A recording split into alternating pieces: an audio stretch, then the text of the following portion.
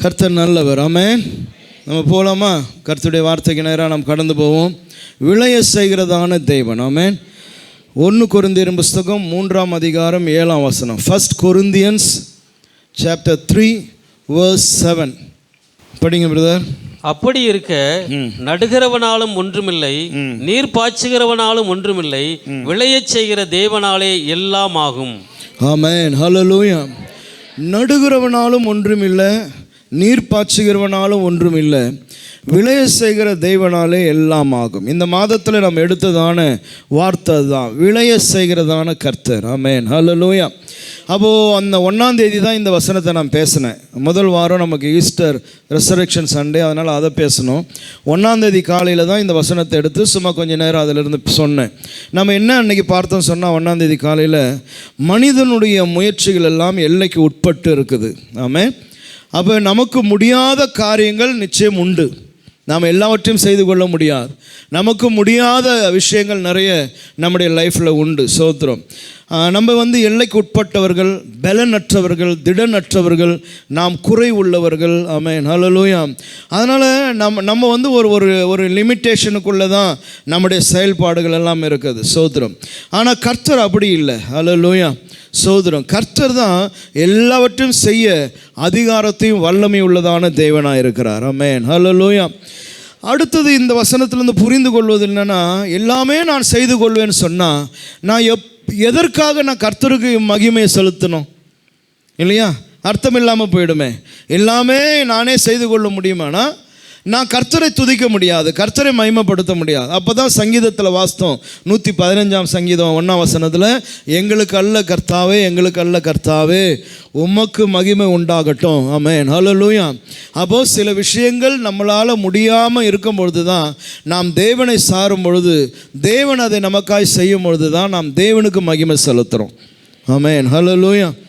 ஏன் துதிக்கிறோம்? கர்த்தர் இதை செய்தார்னு சொல்ல காரணம் என்னென்னா, என்னால் முடியாது, ஆனால் கர்த்தர் என் ஜெபத்தை கேட்டார், என் விருப்பத்தை வாஞ்சை நிறைவேற்றி தந்தார், எனவே நான் கர்த்தரை துதிக்கிறேன்னு சொல்லி கர்த்தருக்கு நம்ம மகிமை செலுத்துகிறோம். ஆமென். யோவான் 15:5 அன்னைக்கு வாசித்தோம், என்னை அல்லாமல் உங்களால் என்ன பண்ண முடியாது, ஒன்றும் செய்து கொள்ள முடியாது. சோத்திரம். அப்போ விளைய செய்கிற கர்த்தர் தான். பவுல் இருந்தாலும் சரி, அப்போலோ இருந்தாலும் சரி, விளைய செய்கிறவர். கொரிந்து நிருபத்தில் பவுல் இதை எழுதும்போது அவர் வேறு ஒரு கான்செப்டில் அதை கொண்டு போகிறார். ஆனால் நான் செய்தியை வேறு ஒரு ரீதியில் தான் நான் கொண்டு போகிறேன். அவர் நீங்கள் எந்த மனுஷனை பார்க்காதீங்க, இந்த ஊழியக்காரன் இல்லை, அந்த ஊழியக்காரன் இல்லை, விளைய செய்கிறவர், உனக்குள்ள ரட்சிப்பை தருகிறவர் கர்த்தர் என்கிற அந்த பாணியில் தான் அந்த வசனத்தை கொரிந்து சபைக்கு அவர் பேசுகிறார். ஆமென். ஹல்லேலூயா. ஆனால் நம்ம எடுத்து பேசுகிறோன்னா, என்னுடைய வாழ்க்கையில் ஆசீர்வாதங்களை முளைப்பிக்க செய்கிறவர், என்னை பிளஸ் பண்ணுகிறவர். ஆமென். எனக்கு ஒரு உயர்வை தருகிறதான கர்த்தர், அந்த தேவன் என்னோடு கூட இருக்கிறார், அவர் தான் விளைய செய்கிறவர் என்கிற அந்த டாப்பிக்கில் நம்ம பார்த்து போயிட்டே இருக்கிறோம். ஆமென். ஹல்லேலூயா. இன்றைக்கு நம்ம சொல்ல போகிறதான விஷயம் என்னன்னு சொன்னால், 3 விஷயத்தை உங்கள் முன்னாடி வைக்கணும்னு வைக்கிறேன். நம்பர் 1, அதாவது எப்படிப்பட்ட சூழ்நிலைகளிலே கர்த்தர் விளைய செய்கிறார், எப்படிப்பட்ட சூழ்நிலைகளிலே கர்த்தர் நமக்குள்ளே புதிய காரியங்களை உருவாக்குகிறார் என்கிற தலைப்பில் 3 காரியங்களை சொல்லணும்னு நினைக்கிறேன். 1, பஞ்ச காலத்தில் விளைய செய்கிறதான கர்த்தர். ஆமென். ஹல்லேலூயா. ஹல்லேலூயா. அதாவது மனுஷனாக இருந்தால் அவன் எந்த காலத்தில் விளைய செய்ய வைக்க முடியும்? முன்மாறியும் பின்மாறியும் எல்லாம் சீராய் சிறப்பாக இருக்கும் பொழுது ஒரு மனுஷனினாலே என்ன பண்ணலாம்? விளைய செஞ்சு வச்சிடலாம். ஆமென். அது அவனுடைய டெக்னிக், அவனுடைய முயற்சி, அவனுடைய அனுபவம், அதில் அவனுடைய லேண்டில் அவன் என்ன பண்ணிடலாம்? விளைச்சலை உண்டாக்கிடலாம். Price the lord. ஹல்லேலூயா. ஹல்லேலூயா. ஆனால் சோத்ரம். ஆமென். எப்போ உண்டாக்க முடியாது? பஞ்சத்தில் என்ன பண்ண முடியாது? உண்டாக்க முடியாது விளைச்சலை.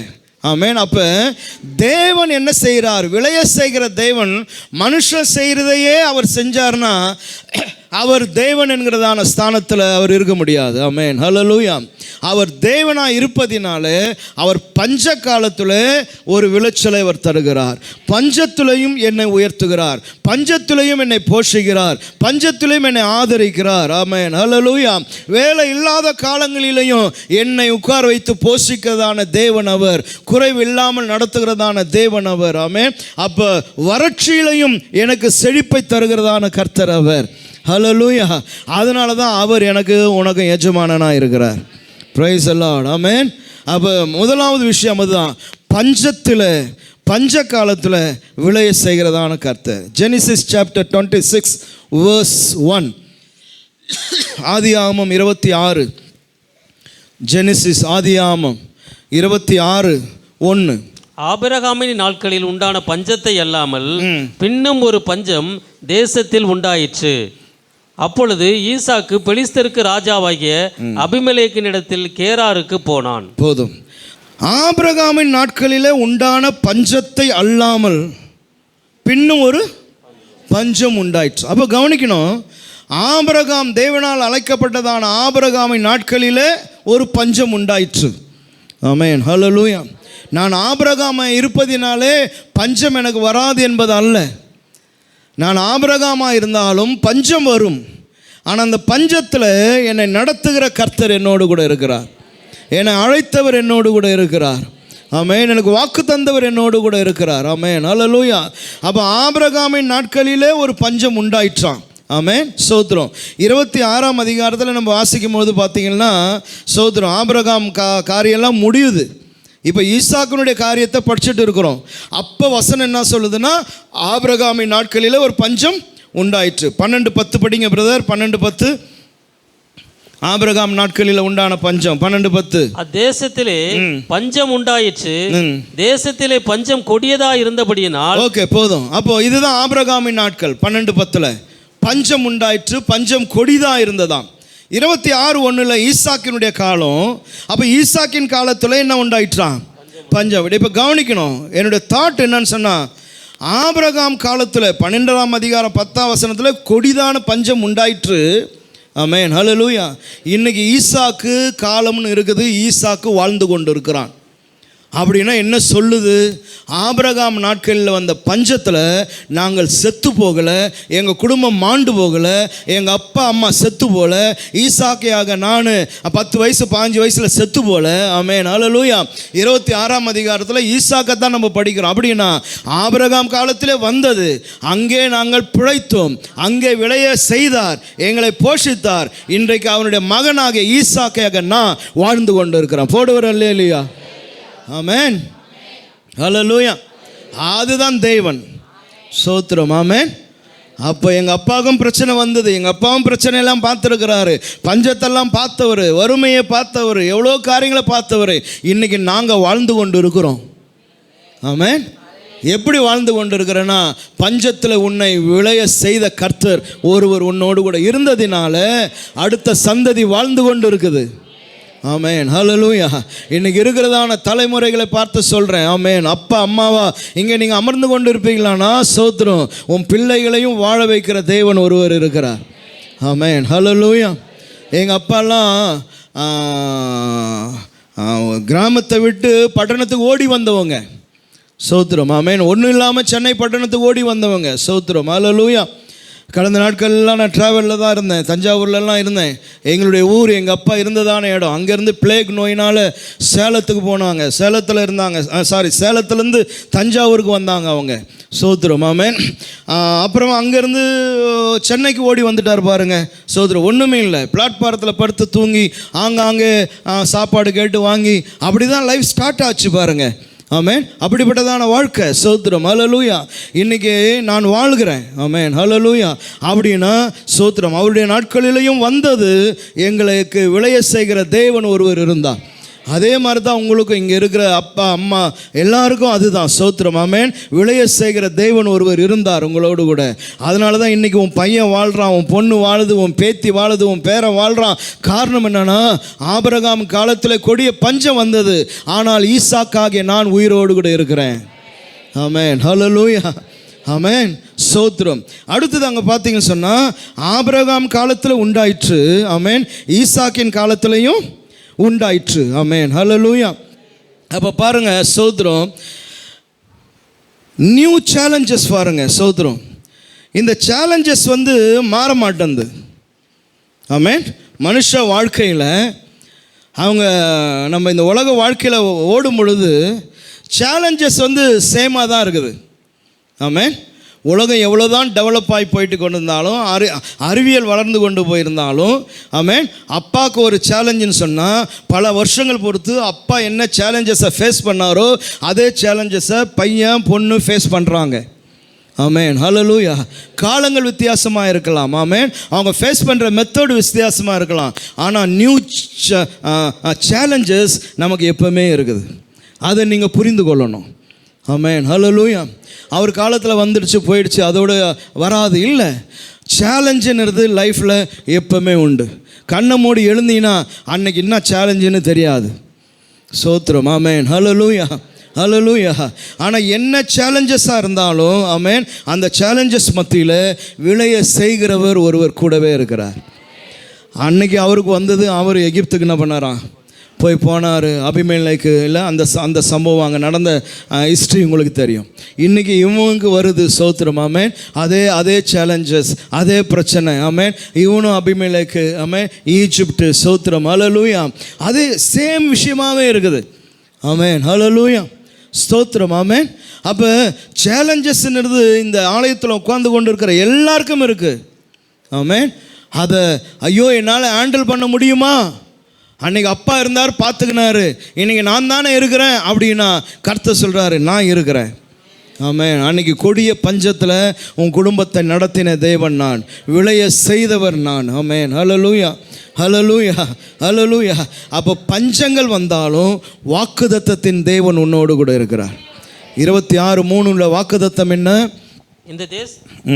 இந்த தேசத்திலே வாசம் பண்ணு, நான் உன்னோட கூட இருந்து உன்னை ஆசீர்வதிப்பேன், நான் உனக்கும் உன் சந்ததிக்கும் இந்த தேசங்கள் யாவையும் தந்து உன் தகப்பனாகிய ஆபிரகாமுக்கு நான் இட்ட ஆணையை நிறைவேற்றுவேன். ஆமென். அதுதான் ப்ராமிஸ். ப்ராமிஸ் எப்போ வருது பார்த்தீங்களா? நல்லா செழிப்பு இருந்தபோது ப்ராமிஸ் இல்லை. எப்போ ப்ராமிஸ் கொடுக்குறாரு? பஞ்சத்தின் மத்தியில் தான் ப்ராமிஸ் வருது. மனம் பதறும் போது ப்ராமிஸை கர்த்தர் தரார். மனம் திகைக்கும் பொழுது கர்த்தர் பேசுகிறார். ஆமென். செய்வது அறியாமல் நீ இருக்கும் பொழுது கர்த்தருடைய வார்த்தை உனக்காய் கர்த்தர் தருகிறார். ஆமென், ஹல்லேலூயா. எல்லாம் நல்லா போயிட்டே இருக்கும்போது மகனே பயப்படாத அப்படின்னா நம்ம என்ன சொல்லுவோம்? நான் ஒன்றும் பயப்படலையா ஆண்டவரே, எனக்கு ஒன்றும் இப்போ பயம் இல்லை, நல்லா தானே இருக்கிறேன், ஏன் திடீர்னு நீ வந்துட்டு பயப்படாதன்றீரு அப்படின்னு அவர் மேலே நம்மளுக்கு என்ன ஏன் திடீர்னு என்னமோ சொல்கிறாரு அப்படின்னு. ஆமென், சோத்திரம். எப்போ என் இருதயம் பயப்படுதோ அப்போ கர்த்தர் பேசுகிறார். ஆமென், ஹல்லேலூயா. அப்போது ஈசாக்கோடு கூட கர்த்தர் பேசுகிறாரு, நான் தான் உன் தகப்பனுடைய தெய்வம், நீ இப்படி இரு, நான் உன்னோடு கூட இருந்து உன்னை நான் வழி நடத்துவேன். ஆமென். அப்போ சேலஞ்சஸ் சேம் தான். ஆமென். தேவனை சார்ந்து கொண்ட மெத்தடும் சேம் தான். ஆமென். எனக்கு இருக்கிற யங் ஜென்ரேஷன் எல்லா வாலிப பிள்ளைங்களை பார்த்து நான் பேசுகிறேன், கவனிக்கணும். ஆமென், ஹல்லேலூயா, ஆமென். இதே சேலஞ்சு தான் ஆபிரகாமுக்கு வந்தது. ஆபிரகாம் என்ன பண்ணார்னா அவன் தேவனை சார்ந்து கொண்டான். ஆமென். இன்றைக்கி பையனுக்கும் அதே சேலஞ்சு தான். ஆண்டு சொல்கிறாரு நீயும் என்னை சார்ந்துக்கோ. ஆமென். இது ரொம்ப முக்கியமான பாயிண்ட்டு. எல்லா வாலிப பிள்ளைங்களும் நோட் பண்ணணும். உன் குடும்பத்தில் அப்பா அம்மா இன்றைக்கி சந்திக்கிற பிரச்சனைகளை அவங்க எப்படி ஹேண்டில் பண்ணுறாங்க, எப்படி தேவனை அவங்க பற்றி கொள்கிறாங்க, அதற்காக அவங்க ஜெபம் பண்ணுறது, இதெல்லாம் நீ பார்க்கும் பொழுது நீ கற்றுக்கொள்ளணும். எதை கற்றுக்கொள்ளணும்னா நாளைக்கு சோத்திரம் உனக்கு ஒரு பிரச்சனைன்னு வரும்பொழுது எங்கள் அம்மா என்ன பண்ணா, எங்கள் அப்பா என்ன பண்ணார், எங்கள் அம்மா எங்களெல்லாம் உட்கார வச்சு ஜெபம் பண்ணா. ஆமென், ஹல்லேலூயா.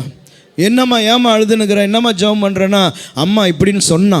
ஓகே, ஆமென். அப்போ எங்கள் அப்பா எங்கள் அம்மா தேவனை சார்ந்து கொண்டாங்க.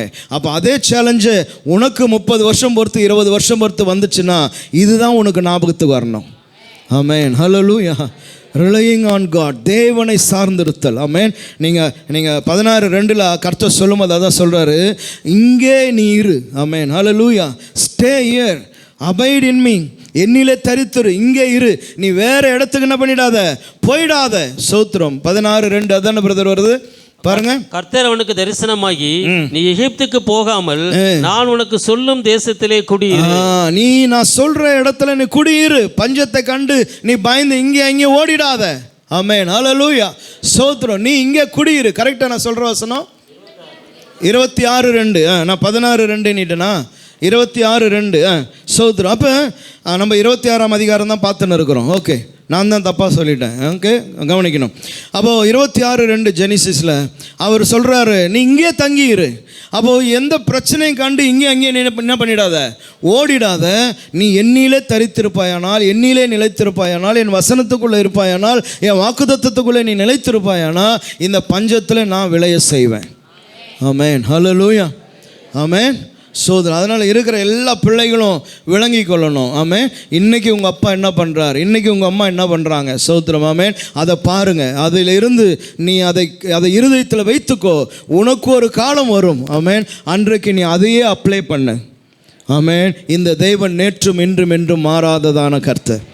ஆமென். உங்கள் அப்பாவுக்கு ஒரு மாதிரி உனக்கு ஒரு மாதிரிலாம் ஆண்டவர் நடத்த மாட்டார். ஆமென். உன் தகப்பனுக்கு எப்படி அதே மாதிரி தான் உனக்கு, உன் தாய்க்கு எப்படியோ அதே மாதிரி தான் கர்த்தர் உனக்கு. பிரைஸ் தி லார்ட், ஹல்லேலூயா, ஹல்லேலூயா. அதனால் ஆபிரகாம் காலத்தில் வந்தது, இன்றைக்கி நான் வாழ்கிறேன். காரணம், அவரை கர்த்தர் பாதுகாத்தார், என்னையும் பாதுகாப்பார். ஆமென், சோத்திரம். அடுத்தது, தேவனை சார்ந்து இரு. மூன்றாவது, அவரிலே நிலைத்திரு. Price the lord, amen. அப்போ பஞ்சத்தின் மத்தியில் உனக்கு விளைச்சலை தருகிறவர். அவன் விதைத்தானா, கர்த்தர் அவனை ஆசீர்வதித்தார், 100 மடங்கு பலன் அடைந்தான். ஆமென், ஹல்லேலூயா, சோதரன். அந்த தேவன் உன்னுடைய தேவன். ரெண்டாவது நான் சொல்கிறது, அழிவின் மத்தியில் விளைச்சலை தருகிறதான கர்த்தர். எப்போங்க அழிவு, சோத்திரம், எல்லாம் நாசமாச்சு அப்படின்னும் போது அங்கே உனக்கு ஒரு விளைச்சலை தருகிறதான அற்புதமான தேவன் அவர். ஹல்லேலூயா, சோத்திரம். அழிவு யாருக்கு வந்தது? யோபின் புஸ்தகம் 42ஆம் அதிகாரம். யோபினுடைய சரித்திரம் எல்லாருக்கும் தெரியும். நான் சரித்திரத்துக்குள்ளே நான் போல. 42:16 படிங்க. ஜாப் 42:16. இதற்கு பின்பு யோபு 140 வருஷம் உயிரோடு இருந்து 4 தலைமுறையாக தன் பிள்ளைகளையும் தன் பிள்ளைகளுடைய பிள்ளைகளையும் கண்டான். போடுவார் அல்லேலூயா. இதற்கு பின்பு, அதுக்கு தான் அல்லேலூயா போட சொன்னேன். எதுக்கு? இதற்கு பின்பு. எதற்கு பின்பு? இதற்கு பின்பு. எதற்கு பின்பு? இதற்கு பின்பு. எதற்கு பின்பு? இதற்கு பின்பு.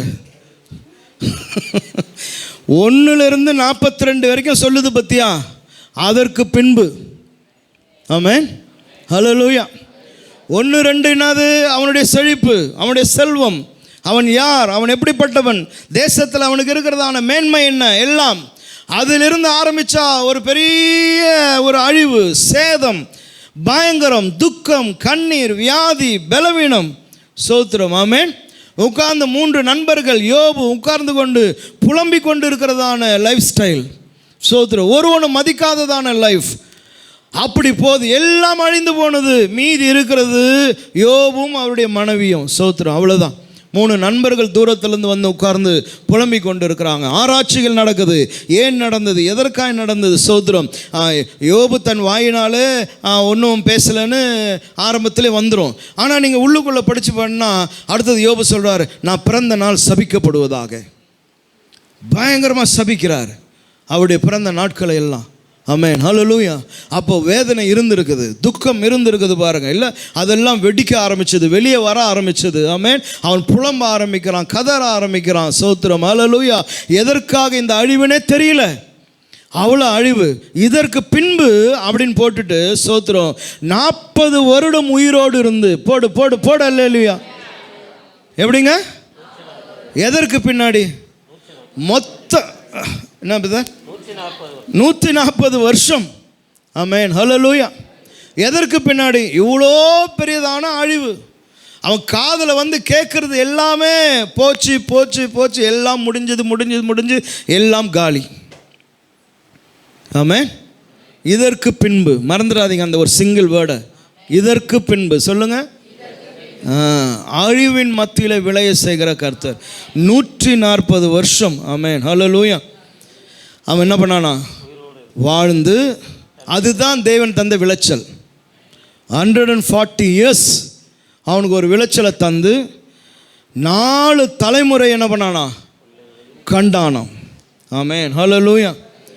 17 சொல்லுது, நெடுநாள் இருந்து பூரண வயதுள்ளவனாய் மரித்தான். ஆமென், ஹல்லேலூயா. அவங்க 3 பெண் பிள்ளைகளை பற்றி பேரோடு கூட அழகாக சொல்லுது. வேதத்தில் பெருசாக பெண்களுக்கு அதிகமாக முக்கியத்துவம் கொடுக்காது வேதத்தில். ஆண்கள் பெயர்கள் தான் இருக்கும். ஆனால் இங்கே அந்த 3 பெண் பிள்ளைகளுடைய பெயர்களை போட்டிருக்கு. அப்படிப்பட்ட அழகுள்ள பிள்ளைகள் இருந்ததே இல்லையா. ஆமென். என்ன மாதிரி விளைச்சல் பாரு. ஹல்லேலூயா. ஆமென். ஸ்தோத்திரம். அப்போ ஒரு பெரிய அழிவு, அந்த அழிவின் மத்தியில் கர்த்தர் 140 வருஷம் வாழக்கூடிய விளைச்சலை தந்து, 4 தலைமுறையை காணக்கூடிய விளைச்சலை தந்து, அழகான பிள்ளைகளை பெற்றிருக்கக்கூடியதான விளைச்சலை தந்து, அவனை பூரண வயதில் கர்த்தர் எடுத்துக்கொண்டார். ஆமென். ஹல்லேலூயா. ஹல்லேலூயா. ஆமென். அப்போ அழிவு துவங்கும் போதே ஊர் ஜனல்லாம் என்ன பேசியிருக்கோம்? அவ்வளோதான், ஜோபுடைய லைஃப் முடிஞ்சிடுச்சு. ஆமென். ஸ்தோத்திரம். அவன் உத்தமன், நீதிமான், சன்மார்க்கன், எக்ஸட்ரா எக்ஸட்ரா எல்லாம் போட்டுன்னு போனாலும் வாழ்க்கையில் பெரியதான அழிவு.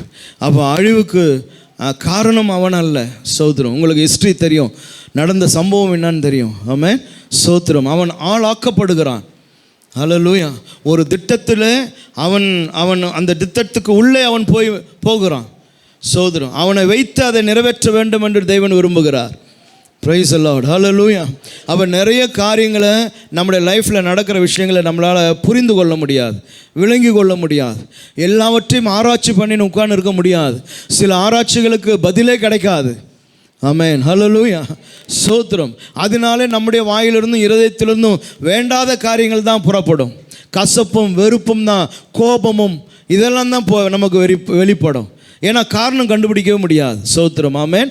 அப்போது அதற்காக யோபு அந்த திட்டத்துக்குரியவனாய் மாறினான். அவ்வளோதான். யோபை வச்சு ஒரு டெஸ்டிங் நடக்குது. யோபை வச்சு ஒரு காரியம் போய் கொண்டு இருக்குது. ஸ்தோத்திரம். ஆமென். ஹல்லேலூயா. நீ சொல்லுகிறது நிறைவேறுமா அல்லது நான் சொல்லுகிறது நிறைவேறுமா என்கிறதான அந்த யுத்தத்தில் யோபு தான் அதற்கு பயன்படுத்தப்படுகிறான். எப்படி இந்த எலி, முயல் இதெல்லாம் மருந்துக்கு எப்படி டெஸ்ட் பண்ணுறாங்களோ அந்த மாதிரி டெஸ்டிங் யாரை வச்சு? யோபை வச்சு நடக்குது. அது யோபுக்கு தெரியாது, ஊர் மக்களுக்கு தெரியாது, சொந்தக்காரனுக்கு தெரியாது, ஒருத்தனுக்கும் தெரியாது. எல்லாரும் நினச்சிக்கிறான் பெரிய அழிவு யோபுக்கு வந்துருச்சு, பெரிய நாசம் யோபுக்கு வந்துருச்சு, அவ்வளோதான். ஆனால் இல்லை, கர்த்தர் ஒரு டெஸ்டிங்கில் அவனை வச்சிருக்கிறார். ஆமென். ஹல்லேலூயா. அந்த அழிவின் நாட்கள் முடிந்த பொழுது கர்த்தர் மிகப்பெரியதான விளைச்சலை தேவன் தர ஆரம்பித்தார். ஆமென். ஹல்லேலூயா. ஆனால் இன்றைக்கு ஒருவேளை நீ அழிஞ்சிட்டேன்னு சொல்லி ஒருவேளை பலரும் பேசலாம், பலரும் நினைக்கலாம், ஒருவேளை உன்னுடைய சிச்சுவேஷன் அப்படி சொல்லலாம். ஆனால் அழிவின் மத்தியிலே விளைச்சலை தருகிற அற்புதமான தேவன் ஒருவர், உயிர்ப்பிக்கிறவர். ஆமென். வாழ வைக்கிறவர், எல்லாவற்றையும் திரும்ப தருகிறவர், ரெட்டிப்பாய் தருகிற கர்த்தர் ஒருவர் உனக்காய் எனக்காய் இருக்கிறார். மூன்றாவது நான் சொல்லி முடிக்கிறேன். துரோகத்தின் மத்தியில் விளைய செய்கிறதான தேவன். எப்படிங்க? துரோகத்தின் மத்தியில் விளைச்சலை தருகிற கர்த்தர். ஆமென். ஹல்லேலூயா. ஸ்தோத்திரம். மனு குலத்தில் பாருங்கள், துரோகம் என்பது ஆதி காலத்திலிருந்தே இருக்குது. ஆமென். ஸ்தோத்திரம். ஹல்லேலூயா. ஆதியில் ஹிஸ்ட்ரி ஸ்டார்ட் பண்ணும்போதே எப்படி தான் ஸ்டார்ட் ஆகிடுது? ஒரு கொலையோடு கூட தான் ஸ்டார்ட் ஆகுது. ஸ்தோத்திரம். ஆமென். ஆமாம். அப்போது கோபமும் மூர்க்கமும், எனக்கு ஒன்று கிடைக்கல அவனுக்கு ஒன்று கிடைக்குதுன்னு வரும்பொழுதெல்லாம் அங்கே துரோகங்கள் காட்டி கொடுக்கப்படுதல். ஸ்தோத்திரம். ஏன்னா நீங்கள் சரித்திரங்கள்லாம் படிச்சிங்களா, ராஜாக்களுடைய சரித்திரங்கள்லாம் படிச்சிங்களா, ராஜாக்களுடைய தோல்விகளுக்கு, ராஜாக்களுடைய மரணத்துக்கு முக்கியமான காரணங்களாக இருந்ததெல்லாம் எதுவாக தான் இருக்கும்? கூட இருந்ததான மனுஷனுடைய துரோகங்களாக இருக்கும். ஆமென். ஹல்லேலூயா. ஸ்தோத்திரம். ஆமென். இன்றைக்கும் பாருங்கள், இன்றைக்கும் நாடுகளை பார்த்தீங்கன்னா திடீர்னு இராணுவ தலைவன் என்ன பண்ணிவிடுவான்? டக்குன்னு ராஜ்யத்தை பிடிச்சிடுவான். அவ்வளோதான். ஸ்தோத்திரம். அவனுடைய ஆட்சியின் கீழே போயிடும். ஸோ துரோகம் என்பது ஆதி காலத்திலேருந்து இன்றைக்கு வரைக்கும் இருந்து கொண்டே இருக்கிறது. உலகம் முடிகிற காலம் வரைக்கும் இது இருக்கும். ஆமென். ஹல்லேலூயா. இயேசு கிறிஸ்துவோடு கூட இருந்த 12 சீஷர்களிலும் ஒருவன் பணத்துக்காக ஆசைப்பட்டு அவரை முத்தத்தினால் என்ன பண்ணான்? காட்டி கொடுத்தான். ஆமென். ஹல்லேலூயா. அவர் தேவனாக இருந்ததினாலே தேவனால் விளங்கி கொள்ள முடிந்தது. தேவன் அதை புரிந்து கொண்டார். ஆனால் நாம் தேவர்கள் அல்ல, எனவே நம்மளால் புரிந்து கொள்ள முடிவதில்லை. யார் நமக்கு துரோகம் விளைவிக்க போகிறான் என்பது நம்மளால் கண்டுபிடிக்க முடியாது. ஸ்தோத்திரம். ஹல்லேலூயா. அப்போ நான் சொல்கிற விஷயம் என்னென்னா, யார் ஒருவனால் நமக்கு துரோகம் நிகழ்ந்தாலும் அந்த துரோகத்தின் மத்தியிலையும் கர்த்தர் உன்னோடு கூட இருந்து உன்னை விளைய செய்கிறவர் அவராக இருக்கிறார். ஆமென். ஹல்லேலூயா. ஹல்லேலூயா. அதனால துரோகங்களை கண்டு நீ மனம் தளர்ந்துராத. உனக்கு எதிராய் துரோகம் பண்ணுகிறவர்களை பார்த்து பயந்துராத. துரோகத்தின் மத்தியிலேயும் உனக்கு ஒரு பிளஸ்ஸிங்கை தருகிற அற்புதமான தேவன் அவர். ஆமென். ஆதியாகமத்தின் புஸ்தகம் 50ஆம் அதிகாரம் 16-17 வசனங்களை படிங்க. யோசேப்பின் சகோதரர்கள் யோசேப்புக்கு சொல்லி அனுப்புகிறதான ஒரு வார்த்தை இது. படிங்க. உம்முடைய சகோதரர் உமக்கு பொல்லாங்கு செய்திருந்தாலும் அவர்கள் செய்த துரோகத்தையும் பாதகத்தையும் நீர் தயவு செய்து மன்னிக்க வேண்டும் என்று உம்முடைய தகப்பனார் மரணமடையும் முன்னே உமக்கு சொல்லும்படி கட்டளையிட்டார். கவனிக்கணும், இது ஒரு பொய் ஸ்டேட்மெண்ட். அதாவது யாக்கோபு குடும்பம்லாம் இப்போ ஈஜிப்டுக்கு வந்துட்டாங்க. வாழ்ந்து கொண்டு யாக்கோபு என்ன பண்ணுறாரு? இப்போ மரிச்சிட்டார். கவனிக்கணும் எல்லாரும். யாக்கோபு மரிச்சதுக்கு அப்புறமா இந்த பிரதர்ஸுக்கெல்லாம் பயம் வந்துடுச்சு. இவ்வளோ நாள் அப்பா இருந்ததுனால இந்த தம்பி நம்ம மேலே ஒன்றும் கை வைக்காமல் இருந்தான். காரணம் அப்பா இருந்தார். இப்போ அப்பா மரிச்சிட்டாரு. இப்போ நான் செஞ்ச துரோகத்துக்கு பழி வாங்கிடுவானோ யோசேப்பு, அந்த பயத்தில் ஆட்களை கூப்பிட்டு யோசேப்புக்கு ஒரு தகவல் சொல்லி அனுப்புகிறாங்க. என்ன தகவல்னா, அப்பா உயிரோடு கூட இருந்த பொழுது என்ன சொன்னாராம்? உமக்கு பொல்லாங்கு செய்திருந்தாலும், உங்க பிரதர்ஸ் உனக்கு பொல்லாப்பு செய்திருந்தாலும் அவர்கள் செய்த துரோகத்தையும் பாதகத்தையும் தயவு செய்து மன்னிக்க வேண்டும் என்று தகப்பனார் மரணமடையும் முன்னே உமக்கு சொல்லும்படி கட்டளையிட்டார். ஆமென். இன்னும் ரீல் கட்டுறான் பார். நம்ம ஆளு கம்பி கட்டுற வேலை எல்லாம் பயங்கரமா பார்ப்பான். ஆமென். சோத்திரம் சொல்லி அனுப்புறான். அப்பா சாவத்துக்கு முன்னாடி இப்படி சொன்னார். ஏன்னா அவ்வளோ பயத்தில் இருக்கிறான். அப்போது அவன் என்ன சொல்கிறான்னு சொன்னால், நாங்கள் செய்த துரோகம், அடுத்தது பாதகம். அவனே ஒத்துக்கிறான் பாருங்கள். ஆமென். அவனே ஸ்டேட்மெண்ட் கொடுக்குறான். சோத்திரம், நாங்கள் என்ன பண்ணிட்டோம்? ஜோசப்புக்கு எதிராக துரோகம் பண்ணோம், அவனுக்கு எதிராக நாங்கள் பாதகம் பண்ணோம். சோத்திரம், அவன் லைஃப்பை முடிக்கணும்னு நாங்கள் முடிவு பண்ணோம் அப்படின்றத அவனே ஒத்துக்கிறான். சோத்திரம். ஆமென். அப்போ நீங்கள் கவனிக்கணும், துரோகம் என்பது குடும்பத்துக்குள்ளே நடக்கும், உறவுகளுக்குள்ளே நடக்கும், வேலை ஸ்தலத்தில் நடக்கும், இல்லை நாட்டில் நடக்கும். சோத்திரம். கட்சிகளுக்குள்ளே நடக்கும், எங்கே வேணாலும் இது நடக்கும். ஸ்கூல்ஸில் சின்ன பிள்ளைங்களுக்கு கூட என்ன பண்ணோம்? நடக்கும். சோத்திரம். ஆமென். ஹல்லேலூயா, ஹல்லேலூயா. இருக்கீங்களா எல்லாரும்? ரொம்ப சீரியஸாக உள்ளே போயிடாதீங்க துரோகத்துக்குள்ளே. சோத்திரம். ஆமென். விளைய செய்கிற கர்த்தர் நம்மோடு கூட இருக்கிறார். அப்போது சொந்த தம்பி தான், அவன் ஒன்றும் பண்ணலை. ஒரு சொப்பனம் தான் அவன் கண்டான், அவ்வளோதான். அந்த சொப்பனத்தை அவன் சொன்னான். இல்லை, அவனுக்கு கொஞ்சம் விவரம் இருந்திருந்தா, சொன்னால் வம்புடா அப்படின்ற விவரம் இருந்திருந்தால் உஷாராயிட்டு இருப்பான். பட் அந்த உஷாராகக்கூடிய ஏஜ் அவனுக்கு இல்லை. அதனால் வெகுளித்தனமாக என்ன பண்ணிட்டான்? இப்படி ஒரு சொப்பனத்தை நான் கண்டேன்னு சொல்லி எல்லாரும் உட்காந்து சாடும் போது டைனிங் டேபிளில் போட்டு உடச்சிட்டான். ஆமென். சோதரம். அதில் தான் அவர்களுக்குள்ளே அவ்வளோ வெறுப்பும் குரோதமும் வர ஆரம்பிச்சிச்சு பாருங்க. ஆமென். ஹல்லேலூயா. நாங்கள் உன்னை பணிந்து கொள்வோமா அப்படின்றதான இது. சோதரம் இல்லையா? இதை வேறு பக்கத்தில் பார்த்தா, சூப்பர்டா, பரவாயில்ல, உன்னை ஆண்டவர் பயங்கரமாக ப்ளஸ் பண்ணுவார் போலகுது. ஆமென். அப்படி ஒன்று ஆசீர்வதிக்கும் போது எங்களெல்லாம் என்ன பண்ணாத, மறந்துடாத எப்பா, எங்களுக்கெல்லாம் கொஞ்சம் மாதம் எங்கள் அக்கௌண்ட்டில் எதனா போட்டு விட்றா, அப்படி கூட என்ன பண்ணியிருக்கலாம், சொல்லி எடுத்துன்னு போயிருக்கலாம். ஆனால் இவர்களுக்கு அவ்வளோ வேதனையும் கசப்பும் உள்ளே வந்துடுச்சு பார். துரோகம் பண்ணவன் தான் மாட்டின்னு சிக்கினே இருக்கிறான். ஆனால் யோசேப்பு தலை நிமிர்ந்து நின்று கொண்டு இருக்கிறான். எல்லாருக்கும் சாப்பாடு கொடுக்கக்கூடிய நிலையில் கர்த்தர் வச்சிருக்கிறார். ஆமென். ஹல்லேலூயா. அவனுடைய விஸ்டம், அவனுடைய நாலேஜ், அவன் அந்த சொப்பனத்துக்கு சொன்ன அர்த்தம். ஆமென். இதன்படியெல்லாம் தேசம் அவன் போனதுனால இன்றைக்கி தேசம் செழிப்பாக இருக்குது. எல்லாரையும் போஷிக்கக்கூடிய சூழ்நிலை இருக்கிறேன். எனவே குடும்பங்கள் நீங்கள் புரிந்து கொள்ளணும், வேலை ஸ்தலத்தில் அங்கே உனக்கு துரோகங்கள் நடக்கலாம். ஆனால் துரோகி அவன் துரோகியாக தான் மரித்து போவான். கர்த்தர் உன் தலையை உயர்த்துவார். ஆமென். ஹல்லேலூயா, ஹல்லேலூயா. சோதரம் 50:22 படிங்க. ஆதியாகமம் 50:22. யோசேப்பும் அவன் தகப்பன் குடும்பத்தாரும் எகிப்திலே குடியிருந்தார்கள். யோசேப்பு 110 வருஷம் உயிரோடு இருந்தான். 110 வருஷம் என்ன பண்ணானா? பார்த்தீங்களா? சோத்திரம். ஆமென். எப்போ காலி பண்ண நினைச்சான்? எப்பங்க? when he was 17 years old. அப்போ இவனை காலி பண்ண நினச்சான். ஆனால் 110 வருஷம் வரைக்கும் உயிரோடு கூட வாழ்ந்து எல்லாம் அநேகருக்கு நன்மை செய்து, அநேகரை போஷித்து, அநேகரை பராமரித்து, தான் சொந்த குடும்பத்தை ஆதரித்து, ஆமென் ஹல்லேலூயா, எல்லாருக்கும் நன்மை செய்து பூரண வயது உள்ளவனாய் மரிக்க கர்த்தர் உதவி செய்தார். ஹல்லேலூயா. 50:23 பாருங்க. 50:23. யோசேப்பு எப்ராயிமுக்கு பிறந்த 3ஆம் தலைமுறை பிள்ளைகளையும் கண்டான். ஆமென் ஹல்லேலூயா. எத்தனை தலைமுறை? 3ஆம்.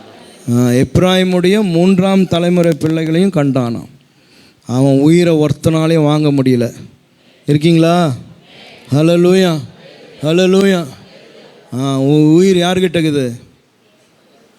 ஆண்டவர் கையில் இருக்குது. ஆண்டவர் வசனம் சொல்லுது, உன் ஜீவன் என்னுடைய கரத்தில் இருக்குது. ஆமென் ஹல்லேலூயா. அதனால் ஒருவனும் தேவ சித்தத்துக்கு மாறாக உன் உயிரை என்ன பண்ண முடியாது, எடுக்க முடியாது. கர்த்தர் விளைய செய்கிறவர். தானியேலை பாருங்கள். தானியேல் 6:4 பாருங்கள். தானியேலை எதுலேயுமே குற்றம் கண்டுபிடிக்க முடியலையா. அதனால் தேடி தேடி மத ரீதியாக குற்றத்தை கண்டுபிடிக்கிறான். எப்படி? அவன் வேலை ஸ்தலத்துலேயும் அதில் இதில் எந்த குற்றத்தையும் கண்டுபிடிக்க முடியல.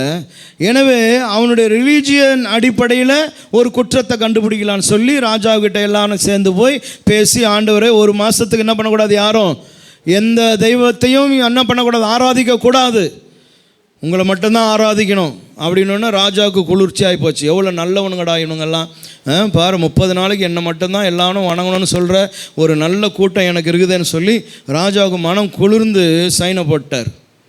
சோத்திரம். சைன் போடுறதுக்கு முன்னாடி கவனமாக போடணும். ஆமென் ஹல்லேலூயா. ஆமாம். அதுக்கப்புறமா பார்த்தா எல்லாவனும் சேர்ந்து எங்கே இறக்கிட்டான், சிங்க கேவிக்குள்ளே போயிட்டான். அப்போது துரோகங்கள் பாருங்கள் எப்படியெல்லாம் யோசிக்கிறான் பாரு. இல்லை, இவனை இந்தந்த வகையிலெல்லாம் குற்றம் கண்டுபிடிக்க முடியல. அதனால் அவன் 3 வேளை ஜெபம் பண்ணுறான். அதில் குற்றம் கண்டுபிடிச்சிடலாமா? அப்போ 30 நாளைக்கு அவனை இந்த சட்டத்தை போட்டுட்டா அவன் எப்படி ஜெபம் பண்ணுவான்? எப்படி மைண்டு வேலை செய்து பார். ஆமென் சோதரன். ஆனாலும் தானியேல் ஜெபம் பண்ணிகிட்டே தான் இருந்தான். அதனால் வருகிறதான பலன் என்னவோ அதை நான் அடையிறேன், பார்த்துக்கிறேன் அப்படின்னு சொல்லி தைரியமாக இருந்தான் பாருங்க. ஆமென் ஹல்லேலூயா. அதிகாலையில் அவர் கேட்குறாரு, என்னப்பா நான் படிங்க 6:22-23 படிங்க, முடிச்சிருவோம். சிங்கங்கள் என்னை சேதப்படுத்தாதபடிக்கு தேவன் தம்முடைய தூதனை அனுப்பி அவைகளின் வாயை கட்டி போட்டார். அதேனென்றால் அவருக்கு முன்பாக நான் குற்றமற்றவனாய் காணப்பட்டேன், ராஜாவாகி உமக்கு முன்பாக நான் நீதிகேடு செய்ததில்லை என்றான். அதுதான் சோதரன். விளைய செய்கிற கர்த்தர் நீதிமானுக்கு விளைய செய்கிறார், உத்தமனுக்கு விளைய செய்கிறார். ஆமென் ஹல்லேலூயா ஹல்லேலூயா. ஆண்டவரை உறுதியாக பற்றி கொண்டவனுக்கு விளைய செய்கிறார். ஆமென். தூதனை அனுப்பி சிங்கத்தின் வாயை கட்டினார் என்று யாருக்கும் புரியாத ஒரு விஷயத்தை தானியேல் தான் சொல்கிறான். ஆமென். இது யாருக்கு புரியும், யாருக்கு தெரியும்? யாருடைய கண்ணுக்கும் புலப்படாத தெய்வீக மகிமையும் எப்படிப்பட்ட தெய்வீக பாதுகாப்பு எனக்கு இருக்குன்றதையும் தானியேல் தான் உலகத்துக்கு சொல்கிறான். ஆமென். ராஜா யாரையும் அனுப்பிச்சு கொண்டு சிங்கத்தின் வாயை கட்டியில்லை. அப்போ ராஜாவுக்கு இவன் தான் சொல்கிறான், ஆமென், எனக்கு ஒரு ஸ்பிரிச்சுவல் பாதுகாப்பு இருக்குது, ஒரு ஆவிக்குரிய பாதுகாப்பு எனக்கு இருக்குது, தேவ தூதர் எனக்கு இருக்கிறாங்க, தேவன் என்னோடு கூட இருக்கிறார், அவர் என்னை பாதுகாக்கிறார் என்பதையே ராஜாவுக்கு அவன் தான் சொன்னான். அதனால தான் ராஜா சொன்னான், தானியேலின் தெய்வம் தான் தெய்வம், இனிமேல்ட்டு எல்லாரும் அவன் பேச்சை தாண்டா கேட்கணும் அப்படின்ட்டார். எல்லாரும் ரிசைன் பண்ணி போயிருப்பான்னு நினைக்கிறேன். மீதி சரித்திரம் எழுதப்படலை. அந்த ஒரு கேங் வந்தானுங்களே, அவனுங்கெல்லாம் இன்னும் எப்படி போயிருப்பான்னு தெரியல இந்த இந்த இந்த இந்த அறிவிப்பு வந்ததுக்கப்புறமா. ஆமென் சோதரம். அப்படிப்பட்டதான கர்த்தர் உன்னுடைய கர்த்தர். ஹல்லேலூயா. அதனால் இந்த காலையில் உன்னுடைய இருதயம் கலங்க வேண்டாம், பயப்பட வேண்டாம். விளைய செய்கிற அற்புதமான தேவன் ஒருவர் இருக்கிறார். அவர் பஞ்சத்தில் விளைய செய்வார், அழிவின் மத்தியிலே விளைச்சலை தருவார், துரோகங்களின் மத்தியிலையும் உன்னை விளைய செய்கிற கர்த்தர். நாம் கண்களை மூடி ஜெபம் பண்ணுவோம்.